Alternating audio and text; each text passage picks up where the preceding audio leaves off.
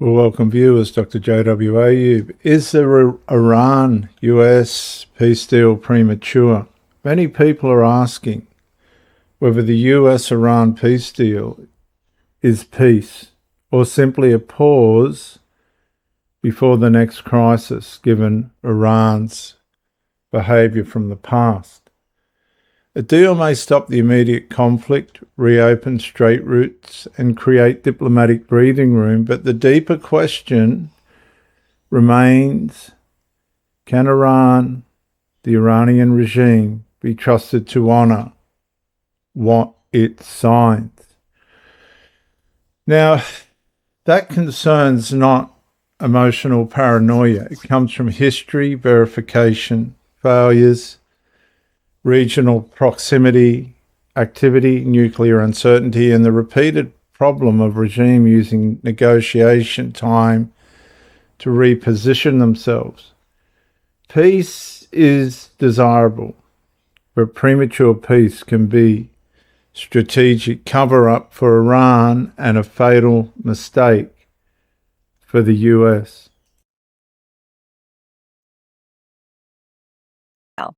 Mr. President, you can never trust any deal with Iran. Are you familiar with the Al-Hudaybiyah strategy of war in Islam? It is a signing of a peace treaty with your enemy to deceive your enemy so you can use the time to restructure and rebuild and then attack when they least expect it. It is based on the treaty signed by Muhammad in 628, which he used against the Meccans, called the Treaty of Al-Hudaybiyah. In 628, Muhammad traveled towards Mecca with 1,400 of his followers and made camp nearby at Al-Hudaybiyah. He and his men used to attack the Meccan caravans and steal their goods. Muhammad knew he couldn't win that fight, so he agreed to sign a 10-year peace treaty with them. The treaty became known as the Treaty of Al-Hudaybiyah. The Meccans believed they had peace. Muhammad used that treaty to rejuvenate and rebuild his army. He then attacked Mecca 2 years later when the Meccans least expected it. Mecca fell within 24 hours.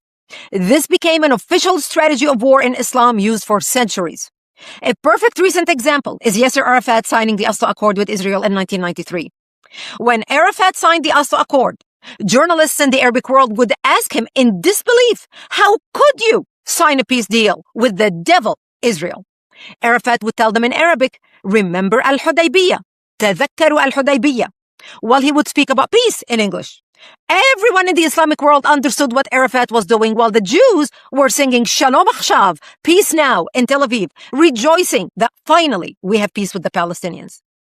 Arafat used the Oslo Accord to return to the Palestinian territory, establish the Palestinian Authority, get Israel to train and arm his police, and within 8 years, the Palestinians launched the Second Intifada. Suicide bombers exploded in Jerusalem and Tel Aviv, and Jewish blood spilled on the streets. And here we are today. Mr. President, you can never trust the radical Iranian mullahs who consider us the great Satan. The mullahs don't want peace with us. They want time, just like Muhammad at Al-Hudaybiyah and just like Arafat after Oslo. They will use any agreement to rebuild, rearm, and strike when we least expect it. The Iranian regime is a cancer, and the only way to deal with cancer is to destroy it, not manage it, not negotiate with it, and certainly not make deals with it. Please finish the job and remove this regime from power before it has the chance to attack us. Because if you don't, it will come back. And next time, the blood won't just be on the streets of Jerusalem and Tel Aviv. It will be on ours. And we will not have you, Mr. President, to protect us. The time for half measures is over. Please destroy the cancer. Thank you. Fox News senior strategic analyst, General Jack Keane. General, I had a lot of my questions answered. I assume you did as well. There's been a lot of assumptions out there that that President Trump and the Vice President just said are not true. I want to get your take overall. And, of course, the military option remains on the table. Yeah, well, first of all, I mean, clearly we're taking a diplomatic path now, and we've got a lot of challenge in front of us. But we've got to remind ourselves that President Trump is the only president of the 8 presidents had to deal with this regime that has taken consequential action to do something about their behavior, for once and for all, to stop their predatory nature of what they've been doing for all of these years, from killing Americans to killing their own people, and certainly attempting to destroy the state of Israel by making the security situation that's so volatile that people don't want to live there. This has been going on most of my adult life. And I don't see any evidence, Sean, that the behavior of this regime is going to change. Just let's take a look at the last 2 months. The last 2 months, we've been under a ceasefire. And what has the regime's actions been? Well, they've been attacking in the Straits of Hormuz with drones and missiles, and we've had to respond. And they've attacked U.S. bases, and they've attacked our allies and partners, all under the ceasefire.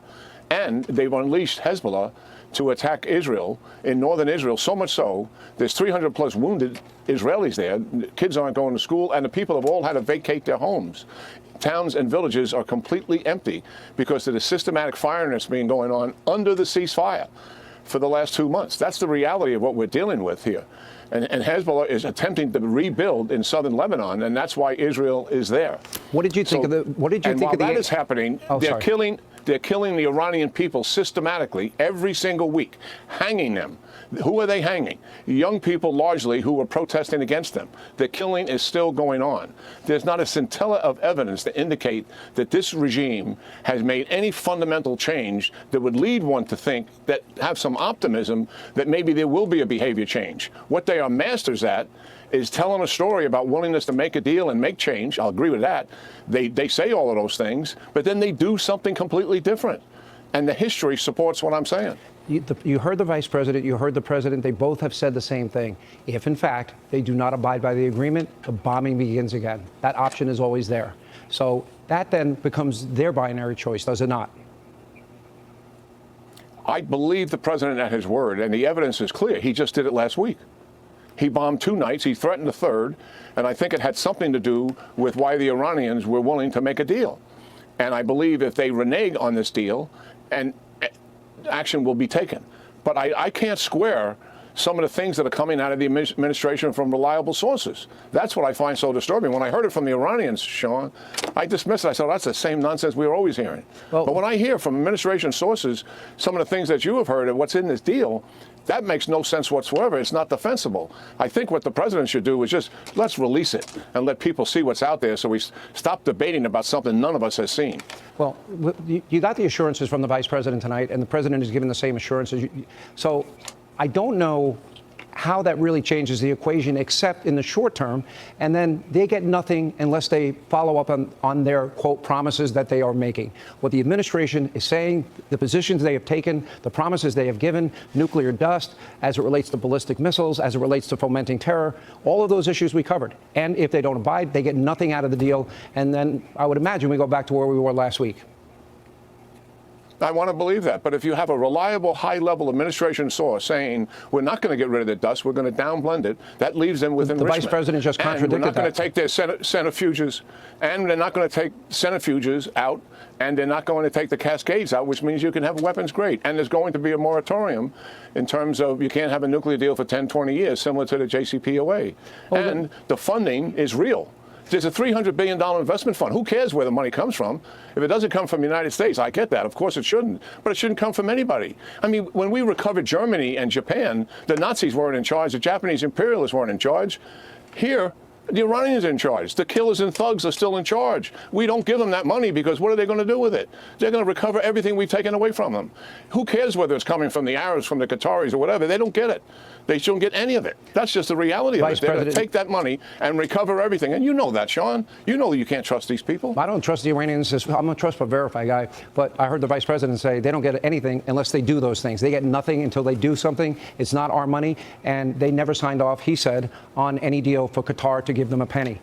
Now, he said they would open the door if Arab countries want to invest down the road. But that's if they start fulfilling the promises that they're talking about having committed to. Listen, you know what, General? I think that Reagan had the best line of all. Trust but verify. We'll know very quickly. If they're serious, we'll know. If they're not, I would imagine the military option is back on because last week they got hit hard, not once, but twice. So anyway.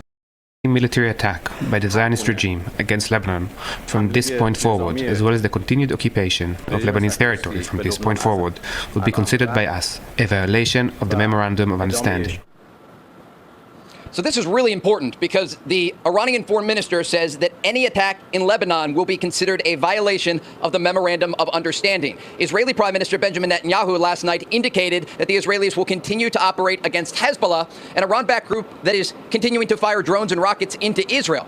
And even U.S. Good to see you, Todd and Carly. I mean, I think it's very rich to have the Iranian foreign minister talking about Lebanese sovereignty when that's exactly what Iran is violating right now. I mean, Lebanon is a sovereign country, indeed, and they are trying to reach a deal with Israel, which Iran is trying to disrupt. And so they're just being utterly illogical here in how they're approaching Lebanon. So that is a huge problem, I think, going forward. Now, in terms of selling the deal, I mean, I don't think President Trump needs to do much. The Europeans and the Japanese who are present at this G7 are all that's much more important to them than it is to us. So I think they are all very, very happy that we've reached this kind of a deal, that they're going to start to get the free flows of energy out of the Gulf on which they depend. And so I don't think he's going to have to sell it very much. I think they're just going to need to get to the point where hopefully the Europeans and the Japanese can support this thing and encourage the Iranians to be reasonable and implement it. Yeah, and Victoria, going back to Marco Rubio, to get the Israeli... Well, I think the burden is going to have to be on the Iranians, Carly, to help rein in Hezbollah, because, I mean, Hezbollah is firing thousands of drones and rockets at Israel. So this isn't Israel attacking Hezbollah. This is Hezbollah attacking Israel and Israel responding. So if Iran doesn't want Hezbollah to be attacked, they have to have them stop firing at Israel. I mean, it's a very simple equation, but they don't seem to be grasping it. And, you know, I think it is very important, though, as we look at that area, to think about how isolated Hezbollah now is. You know, we no longer have that land bridge that Iran was using in the form of Syria to get material and money into Lebanon to finance and supply Hezbollah. That's gone. Syria is now the enemy of Iran. And then you also have, I wouldn't call it a strong government of Lebanon, but at least, something that's in Beirut that wants to deal with Israel, that wants to come to an arrangement with the Jewish state, get to a place of peace. The irritant in that is Hezbollah. So, that isolation of Hezbollah is new. It is an opportunity. So I think Israel needs to be able to defend itself. Obviously, the president has said that is their clear right, and do what they need to do to control Hezbollah. But as I said up top, that burden has to be on Iran as well if they actually want there to be some kind of peaceful resolution to this. The current agreements described as a preliminary framework with further nuclear negotiations expected over a 50-day period. Reports indicate the deal involves reopening the Strait of Hormuz, discussion of sanctions release, inspection mechanisms, and the handling of Iran's enriched uranium stockpile. And that's why critics are uneasy. A framework is not the same as compliance. A ceasefire is not the same as transformation, and a signature is not the same as trustworthiness. Iran's past behaviour remains central to the concern. The regime has repeatedly been accused of nuclear opacity, proxy warfare, regional destabilisation, and strategic ambiguity. Recent reporting also indicates Iran wants support for its regional proxies removed from the deal agenda, which raises serious questions about whether the agreement addresses a wider security problem or merely narrows it. Viewers, the behavioural principle is simple. Past behaviour does not guarantee future behaviour, but it strongly predicts institutional instinct. If a regime has used delay, denial, proxy pressure and selective compliance before, then any deal must be judged by enforcement, not optimism.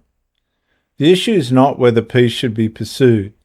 Peace should always be pursued when it is real, verifiable, enforceable, and morally serious. The question is whether this deal is strong enough to restrain a regime that many believe has not earned trust.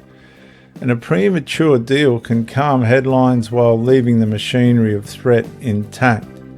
So the real test is not the signing ceremony.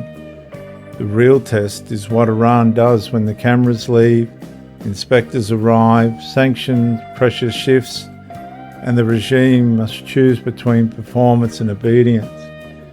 If past behaviour predicts future behaviour, then this deal must not be built on trust. Viewers, it must be built on proof.